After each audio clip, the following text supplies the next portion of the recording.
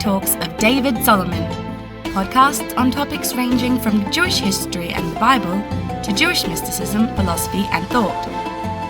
To find out about David's talks, books and more, visit davidsolomon.online. And now, here's the lecture. I'm going to talk tonight about the book of Iyov, otherwise known as the book of Job, but we're going to call him Iyov. This talk naturally is no substitute for reading the text, and I always repeat that. I have to repeat it to myself, and I say it to anyone who's listening.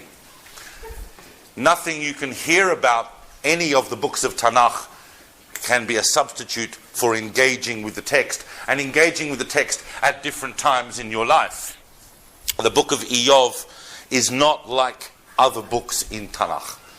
Other books in Tanakh present a more or less clear prophetic direction, or they are communicating a narrative that takes you on a journey historically as well as spiritually. But the book of Iyov is like none of that.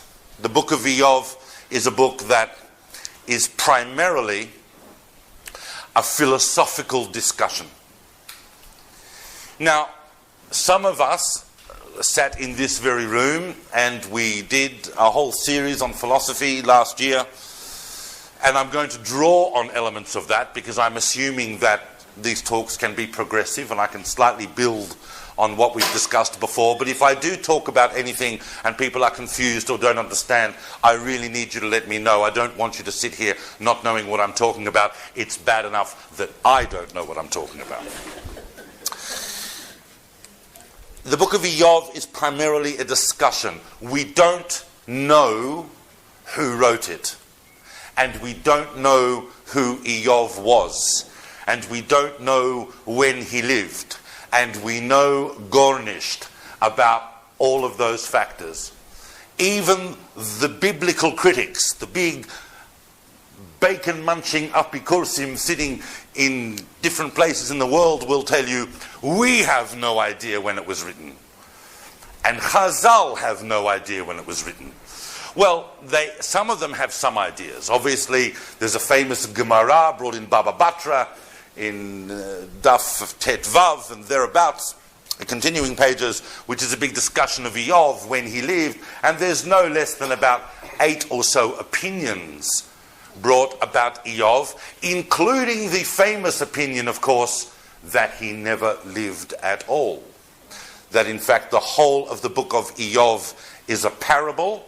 Now those of you who go, how can he say that about one of the spiritual figures of the Bible, that he never existed? I would like to remind you that that opinion is also shared by no less a figure than the Rambam. For those of you for whom the Rambam is not from enough, I'm sorry. The Rambam in Moreh Nevuchim is very clear on the explaining, not just of the opinion, but explaining why he thinks that this is an extremely deep and mysterious book, but that Iyov didn't actually exist. And remember, please, I'm just going to say this as a qualifying footnote. I know that there are a lot of learned people in this room, and I know that there are 2 types of people that come to my talks. There are people who want to hear about the topic I'm going to talk about, and there are those who come to see how I get it all wrong.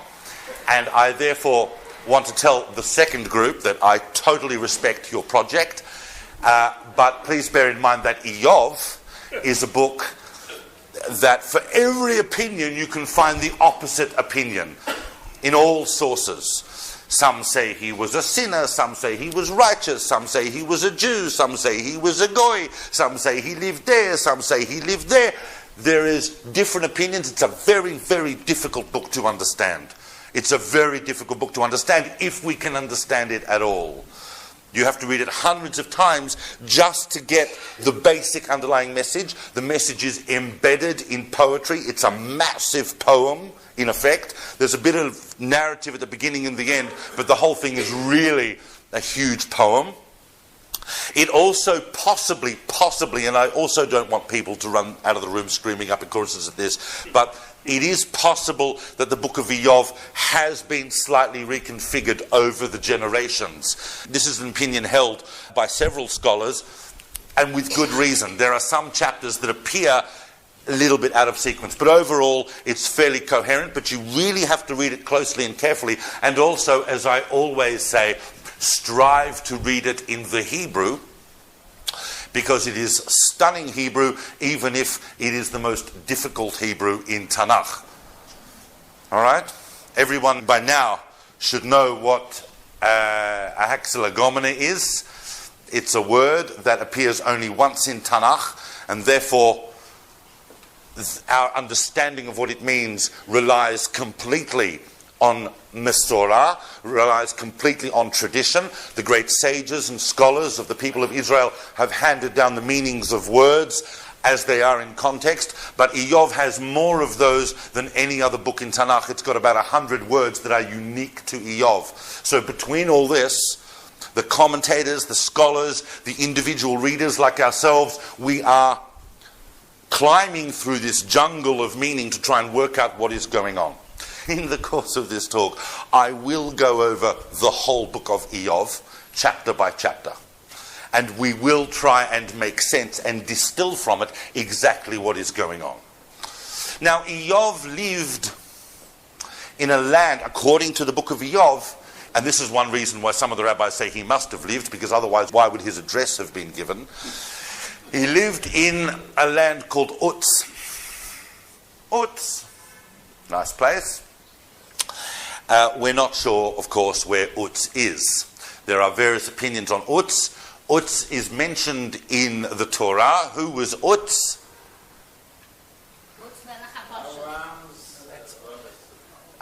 Abraham's nephew. He was the son of Nahor. Et Uz bechorov et buz achiv, says the Torah. Uz was a son of Nahor, which means he was a nephew of Abraham. That, of course, works well with people that want to place Iyov in the time of Avraham, which is one of the strong opinions in Midrash and in Talmud about when Iyov lived. But we really don't know where Uz is. There are indications that Uz may be part of the general territory of Edom, which would place it sort of southeast of the land of Israel. And there are other factors indicating that as well. Or Uz may be somewhere near today's Armenia, if you want to put him up near Aram, around where the family of Nahor was supposedly living. We don't know where exactly Uz is, but Iyov, who we don't know if he existed, was definitely living there. Now, Iyov wasn't just an ordinary fellow. Sometimes we read the Tanakh and we and sometimes we don't stop and think what the Tanakh is telling us about the person it's talking about. Let's spend a moment on Iyov and who he was. The first verses of Iyov tell us that he was living in the land of Uz and that he was an extremely righteous person. Extremely righteous person. There is so much material on Iyov that sometimes if you try to bring it down coherently into a talk of an hour or so, you're literally got to censor and weld material to make sense. But there is one stunning midrash that we have on the book of Iyov. That is a famous midrash that I'm sure many of you are aware of. This is a midrash that places Iyov in the time of Moshe. There is a strong opinion that Iyov was a contemporary of Moshe. Now this midrash is huge.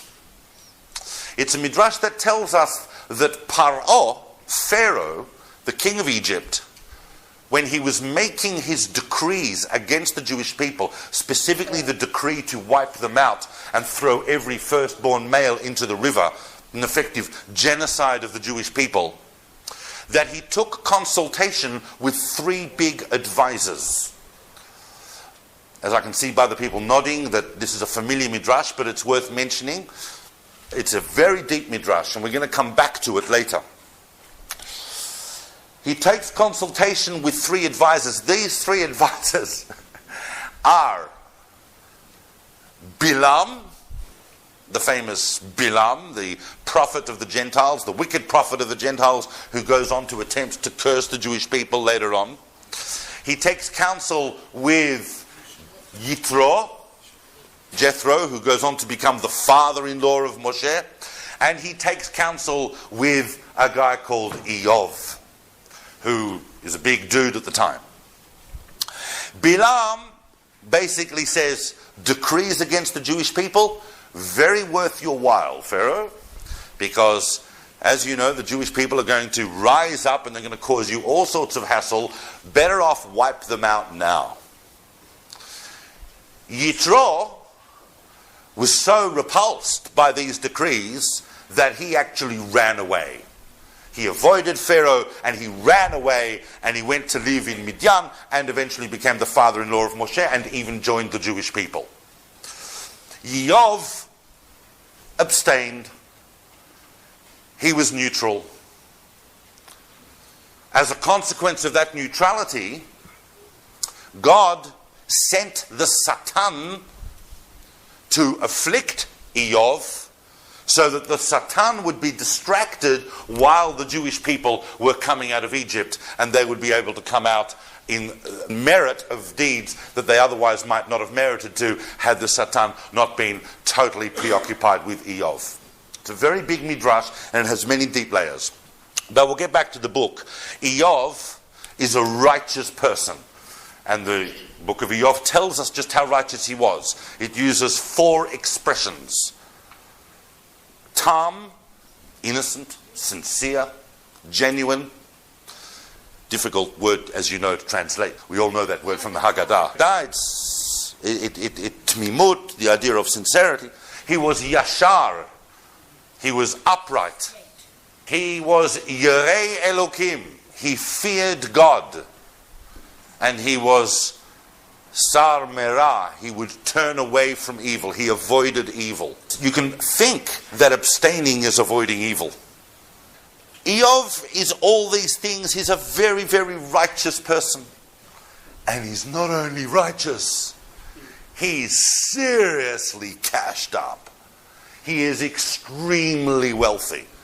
Think of the most righteous person you can think of in the world, the holiest, most saintly person you can think of, and then make them the wealthiest person in the world.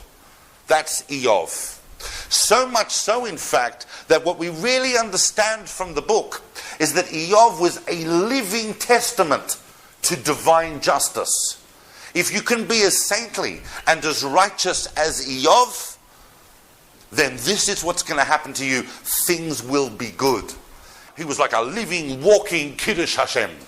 Look at me. I'm really righteous and I'm really wealthy. He had sheep and he had oxen and he had donkeys and he had camels and he had servants and he had tents and he had land and he had trees and he had crops and he had everything. And he was righteous. But he was also a little nervous. Iyov was not a chilled out person. He was in fact quite anxious about all this, because he knew about himself that he was righteous and that he was wealthy, and that these two ideas were connected, and therefore he was constantly on tenterhooks. He was constantly on edge to make sure that nothing went wrong that would upset this incredible balance. Iyov had a lot of children. These children were wonderful children, and they loved each other, and they used to go to each other's houses for Shabbos dinners, and it was wonderful. And every time they did that, Iyov would go into stress mode and say, oh, I hope they didn't do anything wrong, and he would offer sacrifices to God in order to recompense for any wrong that, not only that they did, but even wrong that they might have thought. He tried to compensate for the possibility of his children thinking the wrong thoughts. He was constantly on edge. He had, and it's very interesting when you look carefully at Iyov, he had a mechanical relationship with God. You remember when we gave the big talks during the last year, we talked about the Nevi'im, we talked about the Treyasar, we talked about the huge revolution that had happened in Am Yisrael during the whole of the prophetic period, the realization that God is not some neutral force that you can interact with according to sacrifices. If I do the rituals the right way, God will act in a certain way. Well, Iyov is a bit beyond that. Iyov doesn't necessarily believe that it's the right sacrifice or the right ritual that's going to bring about the desired result from God. He understands that the relationship with God has to be a relationship of righteousness, but he's then caught up in what is still a mechanical relationship. He still believes that I can be righteous, and if I'm righteous, God must respond a certain way. I'm the greatest example of righteousness. I'm the greatest example of what can happen to you. Look at me. I'm Iyov. I'm great. All right. So far, so good. We understand Iyov. We understand what's happening there. And then we have this is all in chapter 1, we have one of the strangest episodes in the whole of Tanakh. There's no question that this episode is El Bizarro, and very, very few places in Tanakh can match this for sheer weirdness. God calls a heavenly council of all the angels, and amongst them is the Satan. Now, how many places in the Bible, how many places in Tanakh do we hear about Satan? Anyone want to hazard a guess? Few. A few is cheating. Sorry? No, it's not just one. It is in fact, but close. It is in fact, no, it's not 2, but even closer. It's 3. And they're each very, very different. They're all interesting. Obviously, it's not the range of tonight's talk to go into depth. If I was giving like a 4-part course on Iyov, I'd spend a whole lecture on Satan. It's a very interesting topic. But Satan is mentioned here, and we need to be very careful. And I just do want to spend 30 seconds on this. I know that everyone in this room has a fully proper conception of Satan. I mean that in a good way. But I just need to spend a few seconds on this because I really need to clear or dispel any misunderstandings. We have a very, very different conception of Satan from the Christian conception. There is a conception of Satan that has crept into the world in the last 2 millennia, last 2,000 years, that is purely and only the consequence of a separation in the unified conception of God. Only if you believe that God can become manifest or somehow divided or corporealized into a son and a this and a that, could you have a conception that Satan is somehow its own agency. But in fact, that's not the Jewish conception of Satan at all, and it is certainly not the conception in the book of Iyov. Satan in the book of Iyov is completely subservient to God. It is a messenger of God. It is the adversary that brings before God the faults of human beings and exacts whatever appropriate response is required.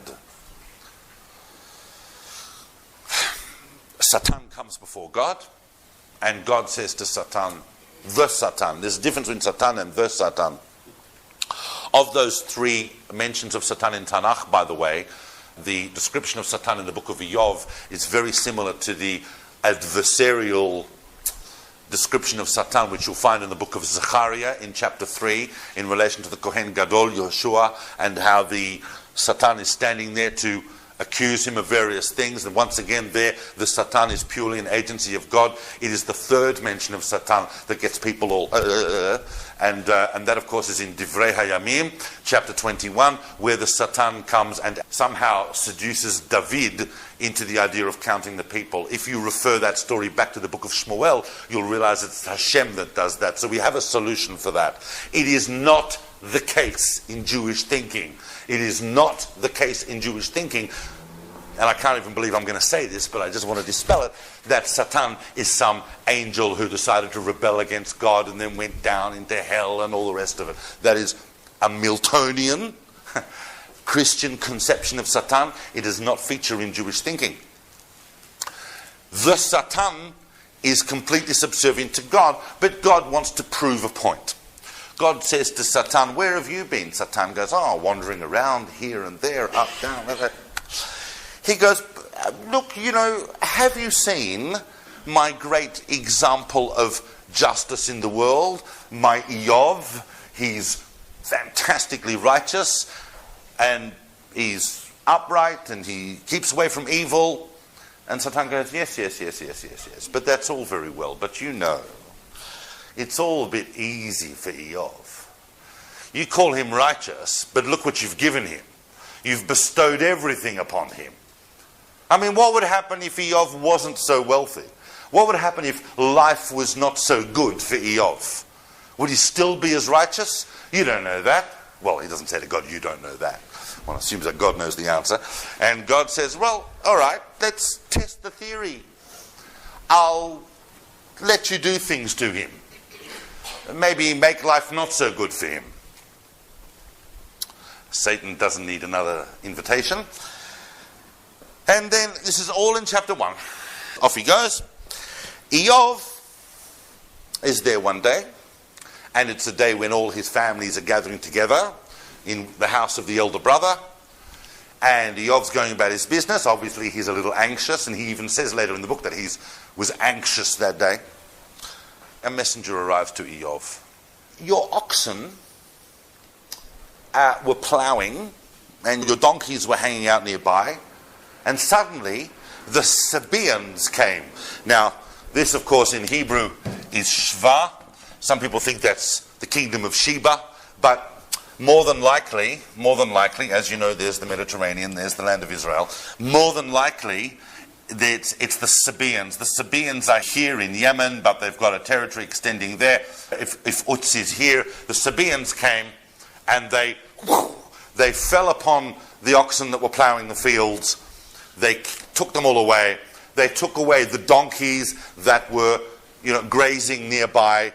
They killed all your servants that were doing the work and looking after the animals, and they made off. Oh, bang! That's the first one. Within minutes,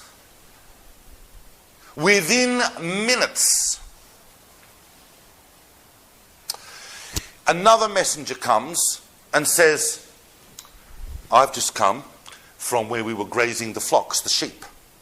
And I don't know how to explain it, but a huge fire came out from heaven, probably a meteorite of some sort, and burnt and wiped everybody out, and I'm the only one that was left." Just as the first guy also said, "I'm the only one that was left, and I ran to tell you. I'm the only one that was left from the wipe out of the flocks, and I ran to tell you." Within minutes, someone else comes to him and says, the Chuldim, the Chaldeans, who of course are more Babylonian types, so they're coming from here, they organized 3 bands, and they came upon the camels, and they took away all the camels, and they wiped out everybody that was looking after the camels, and I'm the only one that was left. In one bang, bang, bang, Iyov loses all his wealth, and then someone comes and says, talk about a bad day. Someone then comes and says, "All your children were gathered in the house of the firstborn, and a massive wind came and knocked down the house on top of them. They are all dead. And I am the only one who survived, and I ran from that experience, and I've run to tell you."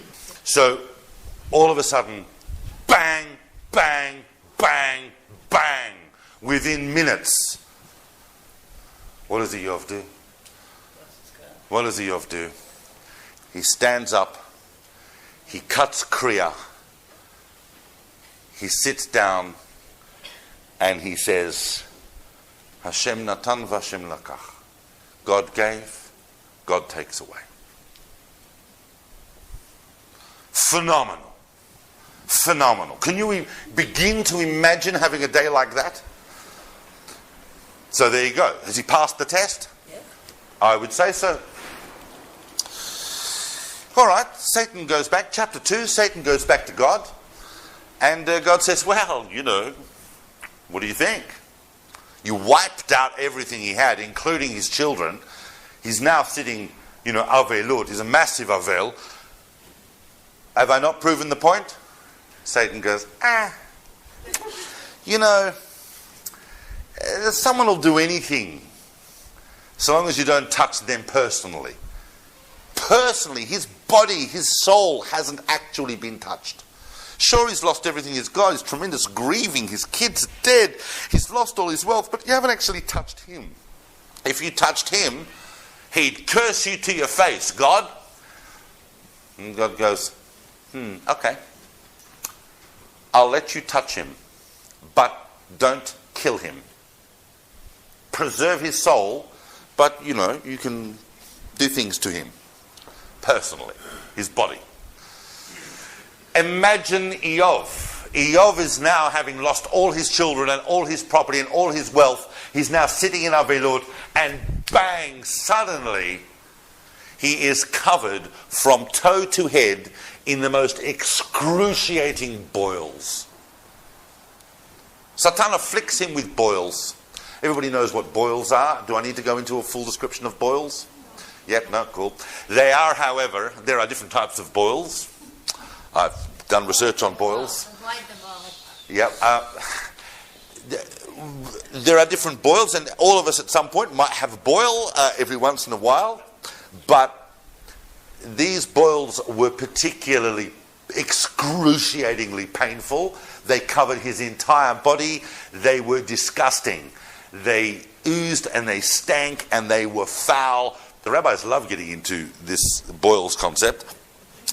And they explain, I'll bring in a bit of midrash here and there, but the boils is really interesting because it says that Iyov sat in dust and ashes, and he took, the text tells us that he took a piece of clay so that he could scrape the boils. The Gra explains that in fact Iyov was sitting in a pile of scabs that he scraped off his body.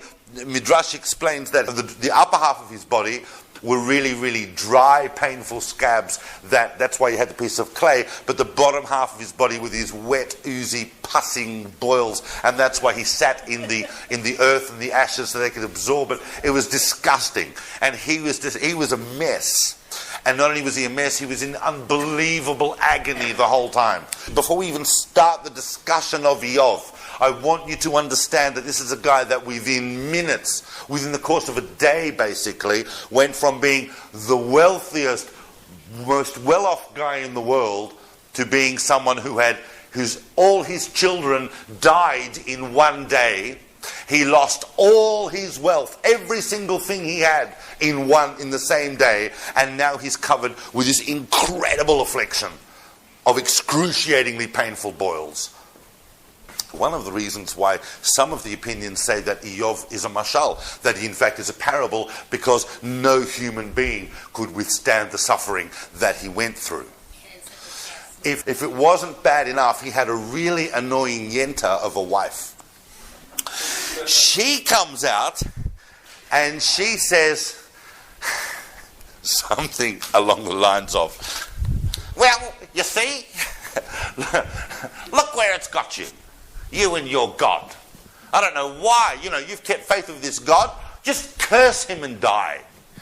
His wife is brilliant because she has worked out the whole thing.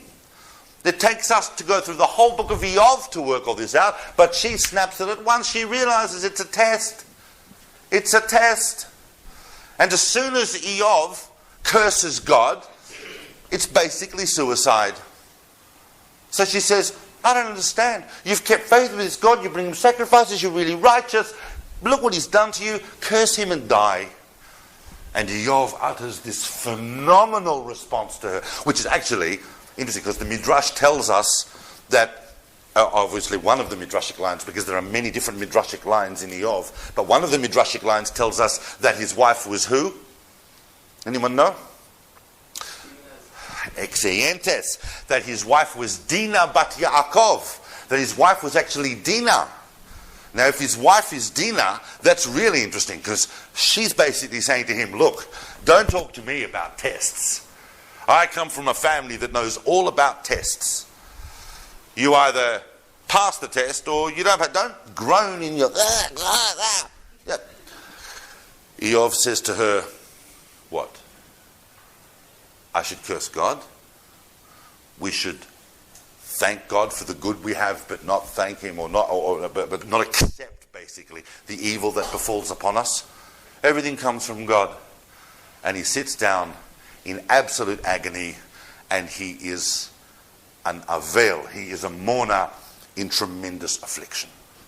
In the meantime, as we get towards the end of chapter 2, 3 friends come and visit Iyov. Interesting friends. You wouldn't want friends like these necessarily. One is Eliphaz Hatemani, who the Midrash also tells us is very possibly Eliphaz, the son of Esav. The other is Bildad Ashuchi. Bildad comes, and so does Tzofar Hanaamati. It's Eliphaz, Bildad, and Tzofar. They're 3 friends of Iyov, and they come. And as they're getting close to Iyov, because they heard all the terrible news, the terrible things that had happened to him, as they see him, they haven't even got close to him yet, they just see the picture of this misery, and they break down crying. This was their friend Iyov, that was the paragon of the world. And there he is, a disgusting mess in a heap of ashes with nothing, mourning for his family and his misfortune. And they get to him. The rabbis tell us that we learn many, many halachot. If you look at Moed Katan, which is the Masechet of Talmud, dealing with the laws of Avelut, we learn many of the laws about Avelut from their behavior. There are many things we learn not to do from their behavior as well. They come, they sit down next to him in his Avelut. And what is the big halacha that we learn? They're quiet. They don't speak. They keep shtum. They keep shtum. That's why, if you go, God forbid, to the house of a mourner, you obviously greet them with the Nichum Avelim, but you don't open conversation. You wait for the mourner to open conversation with you. This we learn from the 3 friends of Iyov that sat down next to him, and they don't say anything, and they sit there with Iyov saying nothing, and the friend saying nothing for a week. 7 days. The whole Shiva, nothing is said. I want you to imagine what it would be like, God forbid, to go and visit. Imagine going to visit someone who lost their entire family in one hit. It'd be massive. They sit there and they say nothing for a week. When the week is ended, and here we start the real dialogue. Here we start really the book of Iyov. Everything to now has been prologue. That means it's just grounding the story. Now we start the guts of the book. I want to go through it fairly quickly.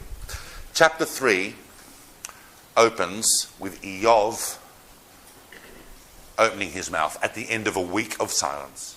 And these 3 have been sitting there, and nothing happening except Iyov sobbing and scraping the scabs from his body.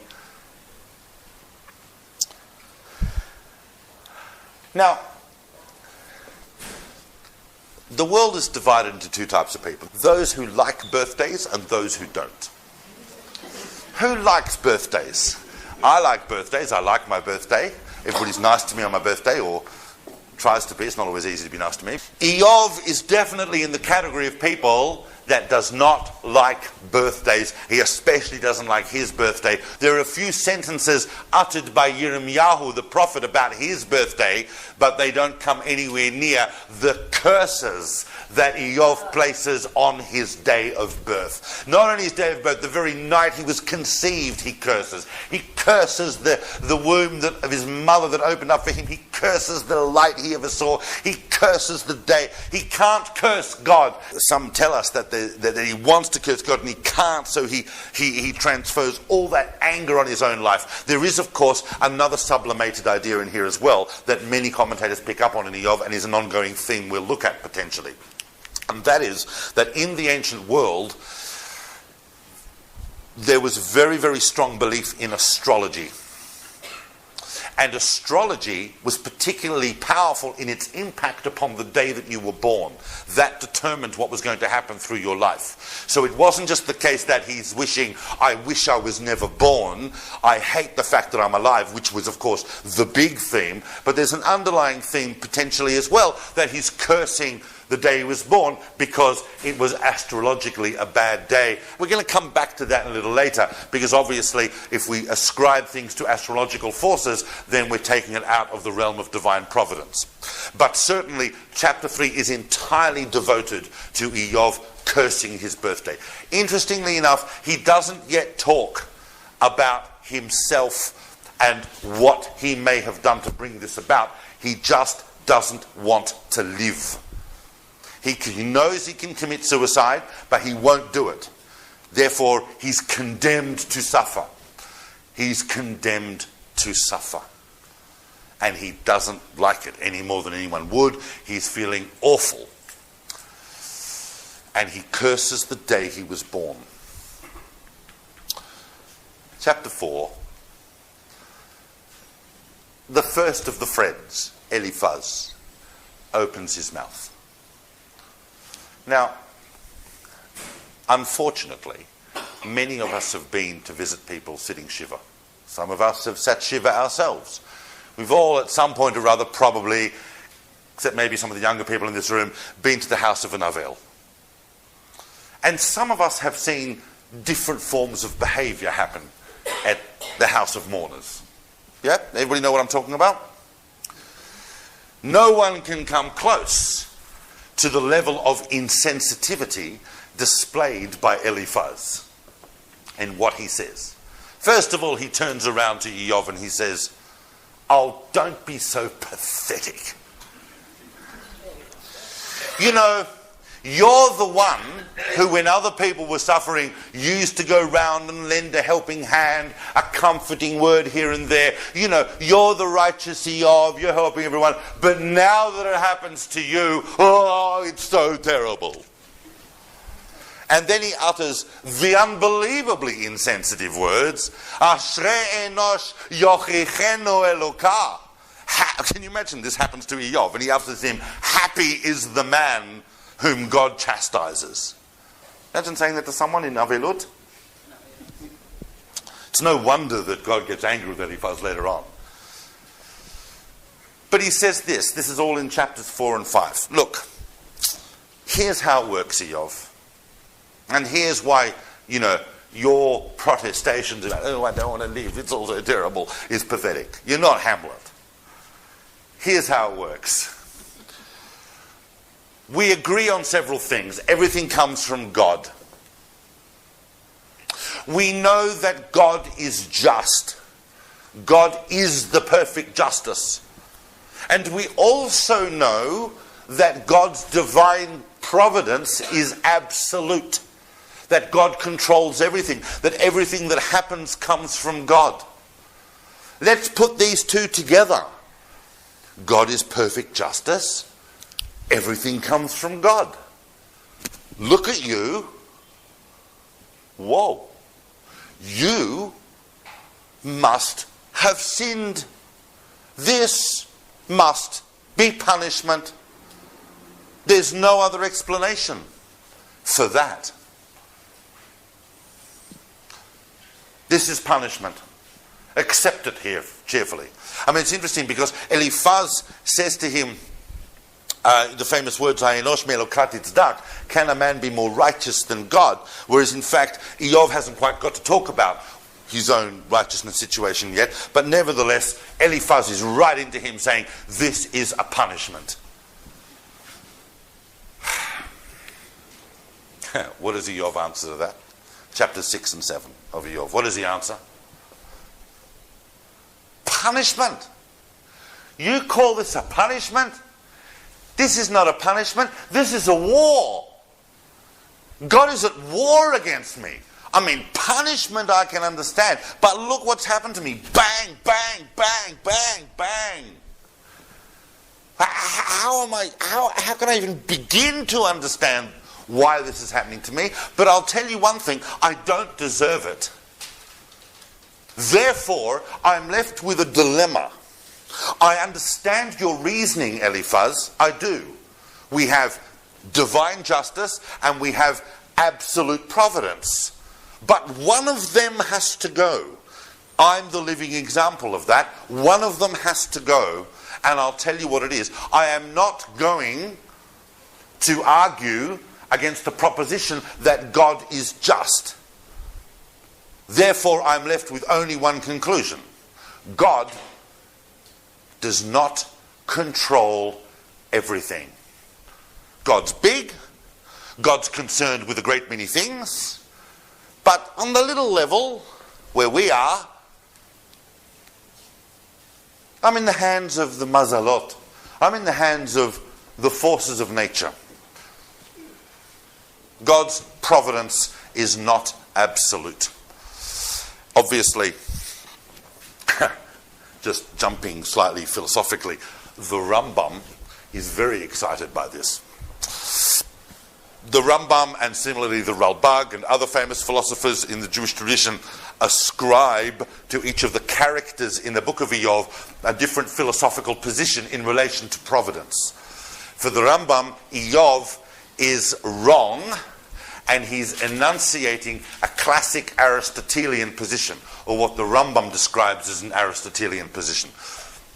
The Rambam's biggest critic on that position, of course, is Spinoza, but we might come back to that later in the talk. But Iyov is definitely saying God's providence is limited. There is no other explanation to this. In chapter 8, Bildad, the next friend, opens his mouth. He says, look, Iyov, you know, Eliphaz has got a point here. Imagine not shutting up there. Imagine continuing this discussion. I mean, it's for me, and I know that some people are going to look at me weirdly when I say this. For me, there are definitely aspects of the book of Iyov that are funny, if not hilarious. It is almost impossible to conceive that people could be so insensitive. Bildad then says, look, sometimes the wicked prosper and the righteous suffer. The wicked prosper for their detriment, and the righteous suffer for their benefit. Chapters 9 and 10 is Iyov's response to this. That's bizarre in the extreme, says Iyov. That's got to be nonsense. How can two happenings have the exact opposite effect? And if so, what's the point? If you were going to tell me, okay, if the wicked always prosper and the righteous always suffer, then fine. But if it's just like sometimes this, sometimes that, and look at me, it just doesn't make sense to me. There would be no point to any of that. Chapter 11, Sophar opens his mouth with tremendous sensitivity and says, look, Iyov, just because you talk a lot doesn't mean you're right. He actually says it.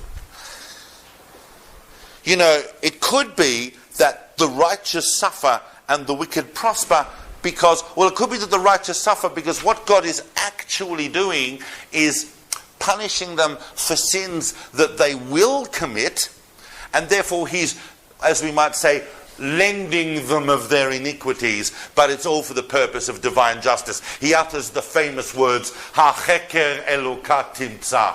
Could you actually work out divine justice for yourself? I don't think so.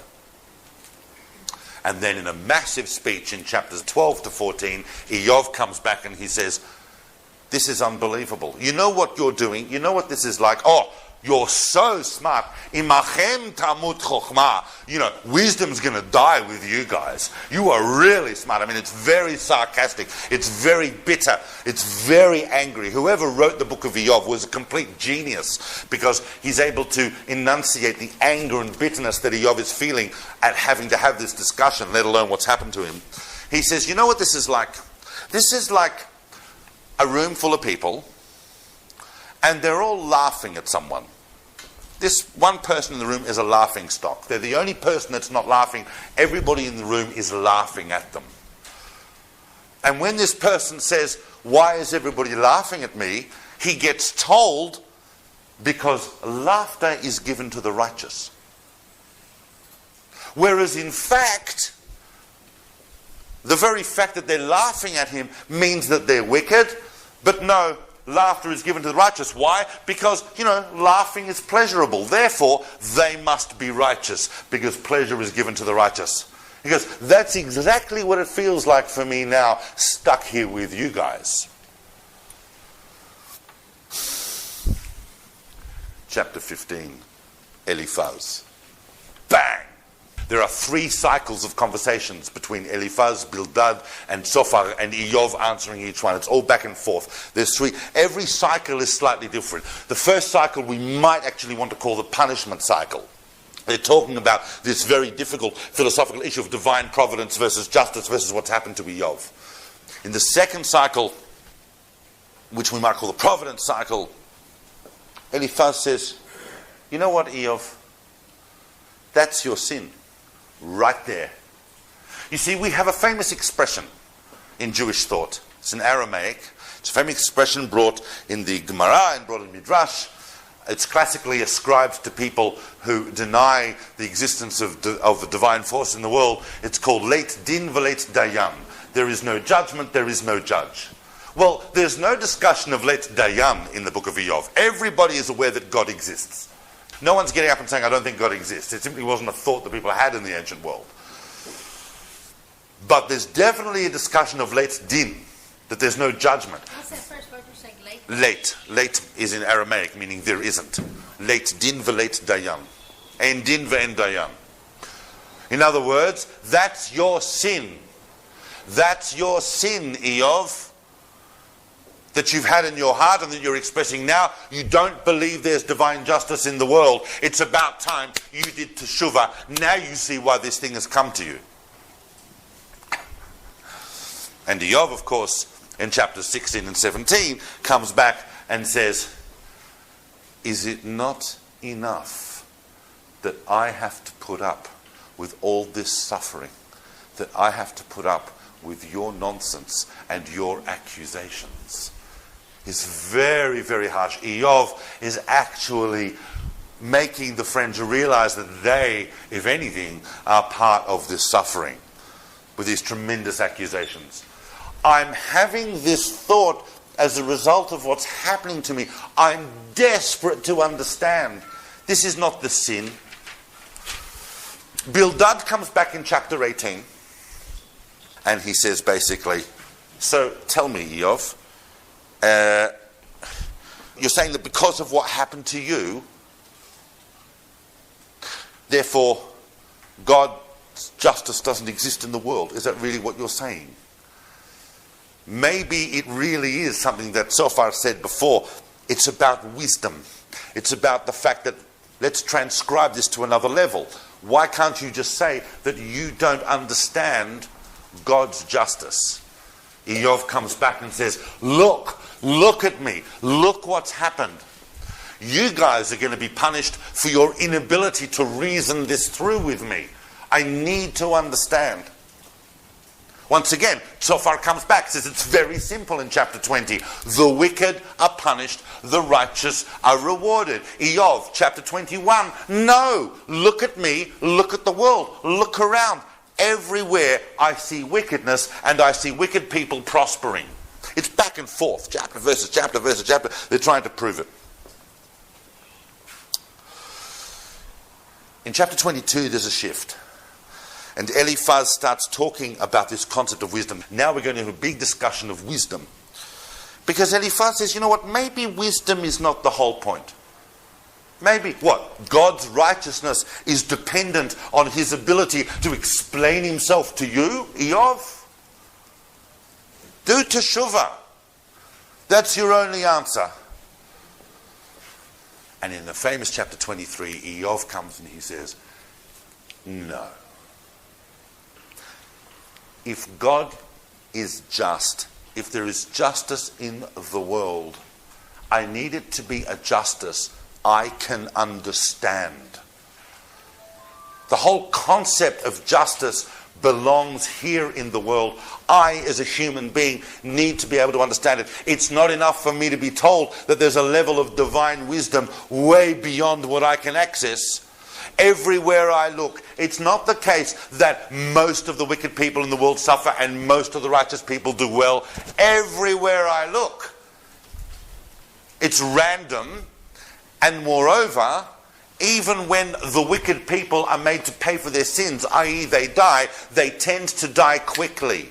Look at me, my agony is being prolonged. I am being made to suffer unbelievably. There is something acute happening here. I'm desperate. He yearns for God's wisdom. I yearn for God's wisdom. God is terrifying. I need to understand what is happening. And his description, this is all in chapters 23 and 24, in his descriptions of the wicked, it all focuses famously, of course, on social justice. The people who rob the widows and oppress the orphans and who rip people off and manipulate economies and who take away, expropriate possessions from other people unjustly. All those people are doing just fine, thank you very much. All right. And then in chapter 25, back comes Bildad and he says, you know what? And the famous expression that we all know,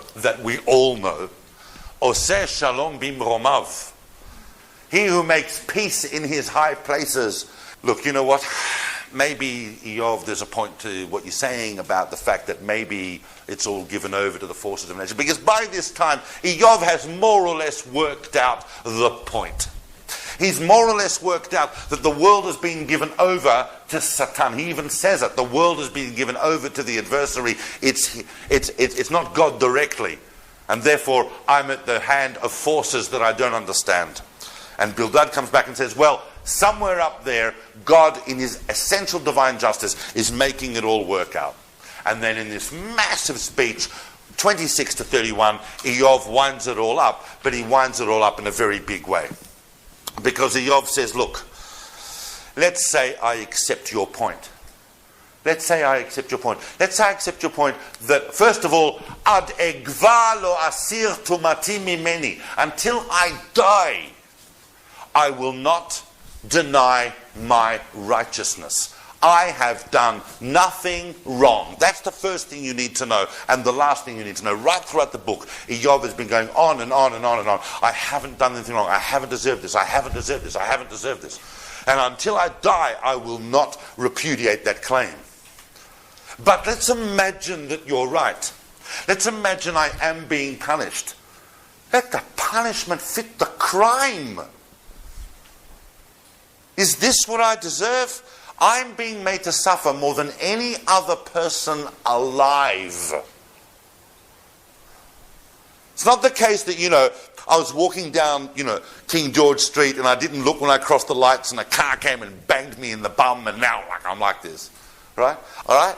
But look at me. I'm being made to suffer more than any other person in the world. How does that fit with my conception of myself? And then he calls God to dialogue. He says, I need God to come here and explain this to me. And then it actually says, in fact, Iyov says, Iyov has now finished. I'm sick of this discussion. I'm sick of you, not you, the three visitors that have come to see him. I don't want to talk about this anymore until God actually appears and explains. You know what? I'm wasting my time talking to you, Archiparchim. I need God to come and explain this. I haven't sinned and I'm suffering more than anyone else. Why? Now, at that point, we're up to chapter 32 of the book of Iyov. Don't worry, there's only 42 chapters. We've covered 31 of them. At chapter 32, what should probably happen here is that God should come along and explain it all. But before God gets a chance to do that, we have another character. Suddenly, there's another figure in the book called Elihu. Now, when you read Elihu, there are many, many, many, many commentators on the figure of Elihu. One big midrashic line and in the Gemara and so on is that Elihu, in fact, was Yitzchak. When you read Elihu, you realize that you're looking at someone who is... I always get the impression that Elihu is a very well-meaning, very orthodox rabbi who's trying to come along and placate everything on this, but in fact he gets very angry. Elihu, who is not mentioned at the beginning, so there's other scholars who think that Elihu may have been put into the book of Iyov, but I don't think so. It works very seamlessly in terms of the book. Elihu has a very, very big speech. Elihu is younger than all the others. He's younger than Iyov, he's younger than all the friends, and he says, that's why I didn't say anything till now, because I'm waiting. And Elihu gives a speech lasting about 6 chapters, interspersed right there. Some people think it's an interpolation because what happens right after that is God does come along. So they say that God was meant to come along when Iyov said, I need to have a dialogue with God. God comes along. But in fact, we've now got these 6 chapters of Elihu. Elihu was angry at Iyov. And he's angry at the friends because they didn't give Iyov the right answer. And you have to read Elihu many times to really understand what he's saying. Some commentators, not traditional Jewish commentators, but some commentators have been very scornful of the speech of Elihu because they can't see it adding anything. But he's actually saying something very different from what the other 3 were saying. First of all, he says, I've got to say this because this whole thing is sending the wrong message to the world, especially to the wicked. They're going to get a very, very wrong message out of this. They're going to do what they want because as a result of Iyov's thinking, they're going to think there's no divine justice in the world. But I'm also angry with you guys, he says to the friends. Why? Because you have the wrong conception of God.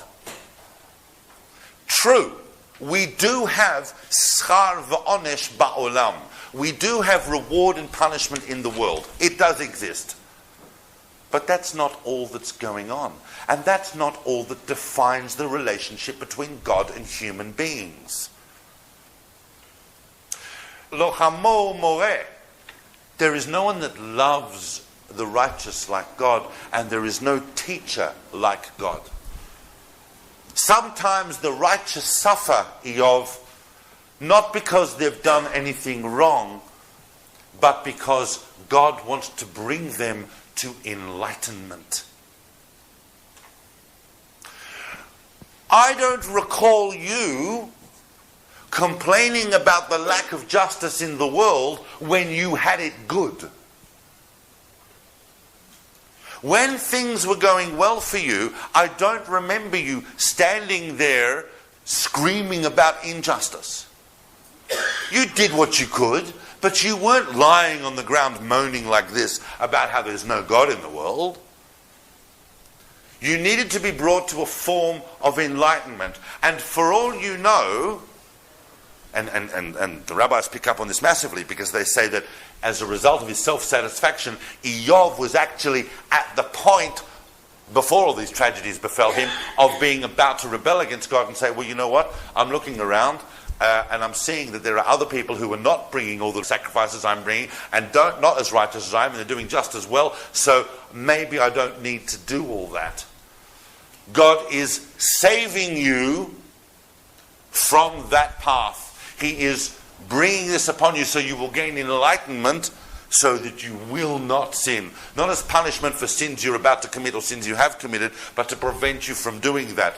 But to bring you, in fact, as well, into a much deeper and clarified relationship with God that is not mechanically based on an equation of I'm righteous, God is good. I'm righteous, God is just. I'm righteous, God will be good to me. You have to get out of that framework. You have to break it open. That's the whole point of this suffering. God is teaching you to be enlightened in your relationship with God. And then in chapter 38, God appears. And God is not exactly explaining himself to Iyov in a way that we would understand entering the discussion. God comes along and says famously, where were you when I laid the foundations of the world? I created nature. I control nature.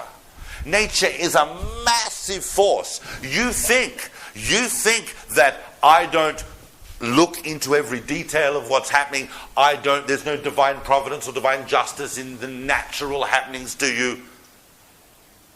I control every aspect of nature. I created it. Man, human beings, cannot control nature. I can. Does that help us? God then talks about two massive beings that he actually controls, could let unleash at any moment, but he actually controls them, and he shows them this to really demonstrate the enormous, infinite power of God in the world. I'm talking about these two famous beasts, one called Behemoth and one called Leviathan. The two of them are mentioned in Iyov. Lots of explanations and commentaries and possibly what they might represent. Basically, the whole point of chapters 38 to 41 in Iyov is really to show us that God's power is immense, it's infinite, it applies to every single thing in nature. God feeds every little living thing. He has to worry about the rain. He has to think about rain that falls where no human beings live. He needs to deal with the hungry of the young of every type of animal. Every single facet of nature, every single molecule comes under God's discretion. God is angry with the friends, so he must obviously agree to some extent, at least from the text we can see, with the assertions of Elihu, that in fact the friends got it wrong because their conception of God was still mechanical. It still relied on this equation of reward and punishment. And God is coming to show that God does not control the world like that. There is reward and punishment in the world, but in relationships with human beings who have free choice about their behavior, God opens up entire avenues of perception and enlightenment. And then, of course, in chapter 42, the last chapter of the book, God restores Iyov. He restores him. He makes the friends offer sacrifices.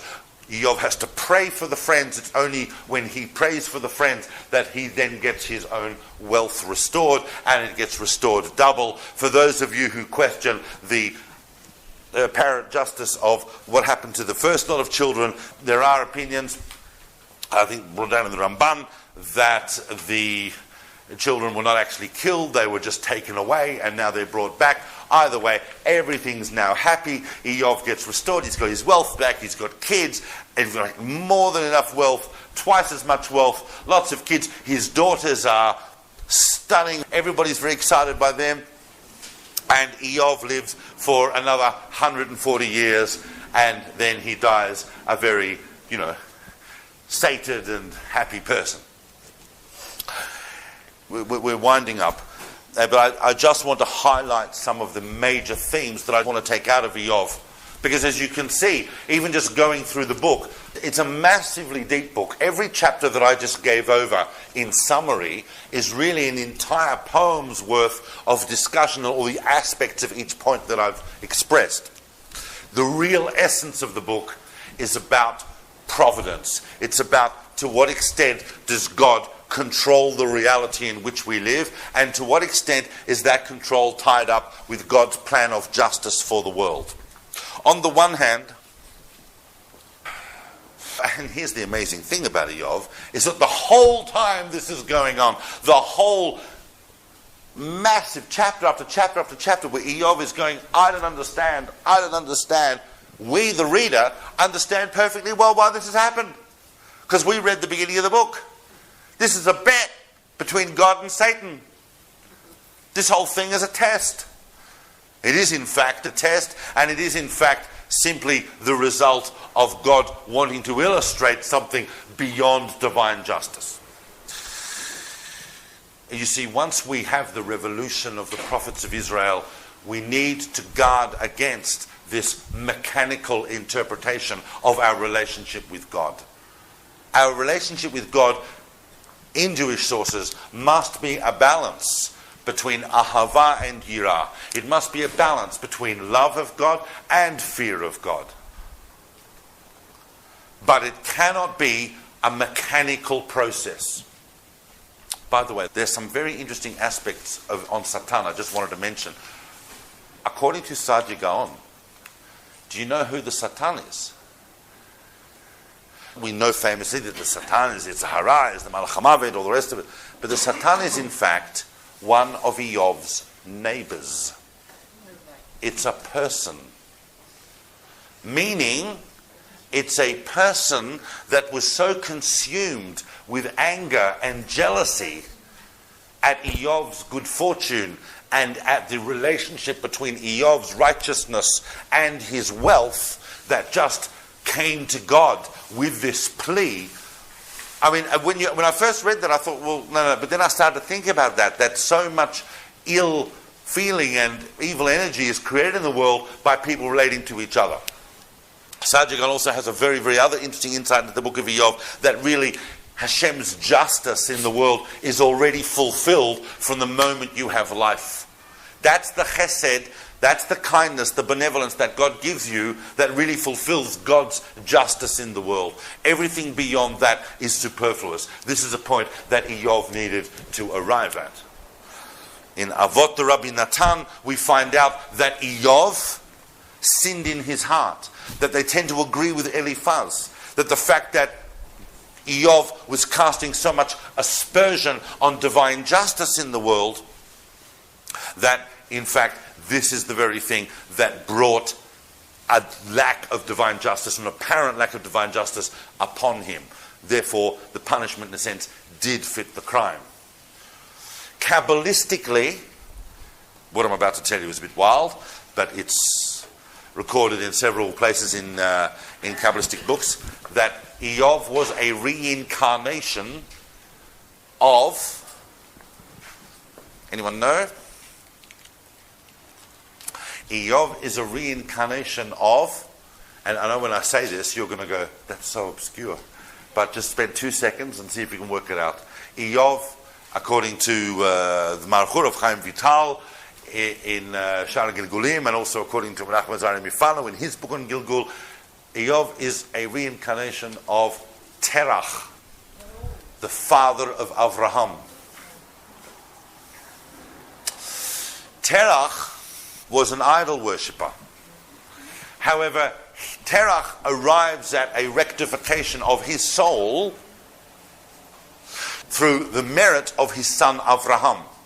So he gets a Gilgul as a really righteous guy who everything has gone well for, but then he still has to have effected a punishment for all the Avodah Zarah he committed when he was alive the first time, so he has to undergo all these processes. There may be more mystical connections between those two figures, but I leave that with you to contemplate. I want to finish, and believe me, I know the time has really sped. You've sat here for enough, and it's a warm evening, and I can also tell by some of your faces that, but he hasn't really come to terms with the book.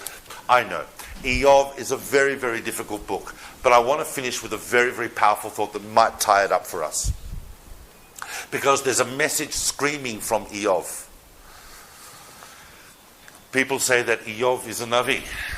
People say that the book of Iyov is a prophetic text.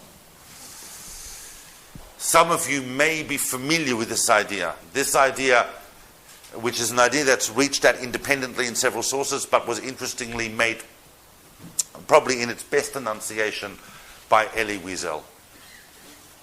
Iyov is the Jewish people. Which people have gone through a greater level of suffering? Which people suffered more than the Jewish people in the Shoah, in the Holocaust? What can we say about the Holocaust? Is there any justification that we can come up with? It's at the level of Vayidom Aharon. It's at the level of, there is nothing that we can say. And yet, and you know, I'm sure many people in this room know people personally that came out of the camps and said there's no God. And can we blame them? Elie Wiesel says that the book of Iyov is the book of our generation. That we sit and we mourn in the shadow of this gigantic event that we haven't even been able to begin to integrate into Jewish theology yet, and to understand how did this happen in a world of divine justice. I'm talking about the Holocaust specifically, but you could go over the whole of Jewish history and you could look at this. And if you look at the descriptions of Iyov and you look at what happens to Iyov, so what if we take that understanding and we bring it back into the book of Iyov? We look at the message of Elihu, we look at the message of Hashem at the end, that in fact we can't always try and equate the concept of reward and punishment with all of our behavior. Sometimes, both individually and collectively, we go through experiences which are meant to bring us to a greater understanding of our relationship with God and our greater understanding of a relationship with the world around us. Divine justice, obviously, is intimately linked with our own concept of justice. This is what Iyov is screaming about in chapter 23. I need a concept of justice that I can understand. And if Hashem restored Iyov after he passed that test to a much greater destiny and a much greater future, so may Am Yisrael also be renewed and be restored to a far, far greater and impressive destiny, even than the history that it's gone through so far.